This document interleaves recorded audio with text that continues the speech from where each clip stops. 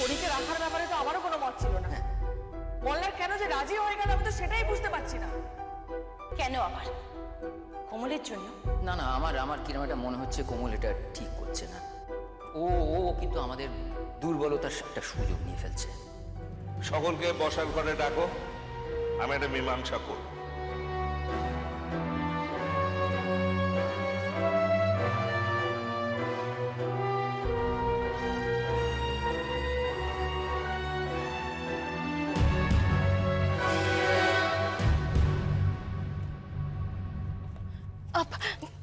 শুনছেন, একটু দাঁড়ান না।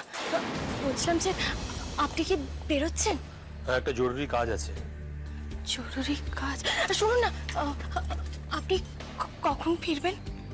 কি ব্যাপার, হঠাৎ আমার ফেরা নিয়ে তুমি ব্যস্ত হয়ে পড়লে? বাড়িতে তো অনেকে আছে, কে খাচ্ছে, ঘুমোচ্ছে, বাবা আজ মিটিং রেখেছেন। মিটিং? হ্যাঁ, সেই মিটিংয়ে যদি সোনামা বলেন যে সুরমা পিসিকে এই বাড়িতে থাকতে দেওয়া হবে না, তাহলে তখনই সুরমা পিসিকে এই বাড়ি থেকে বের করে দেওয়া হবে বলেছে।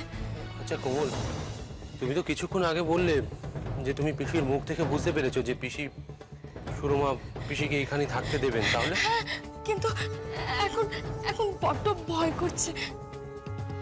আমার দেখাটা যদি কোনোভাবে ভুল হয়।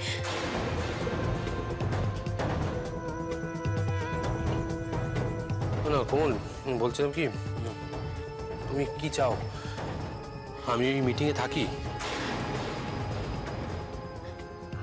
আপনি কি থাকতে পারবেন? দেখো, আমি থাকলে কি তোমাকে কোনো সাহায্য করতে পারবো? না, সাহায্য করতে হবে না। তাহলে?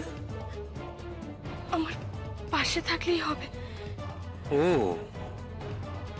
বুঝতে পেরেছি। মানে তোমাকে আমার পাশে পেতে গেলে আমাকেই তোমার পাশে থাকতে হবে। বেশ ভালো বলেছো। ঠিক আছে, দেখা যাক। না, কি অবস্থা আমার।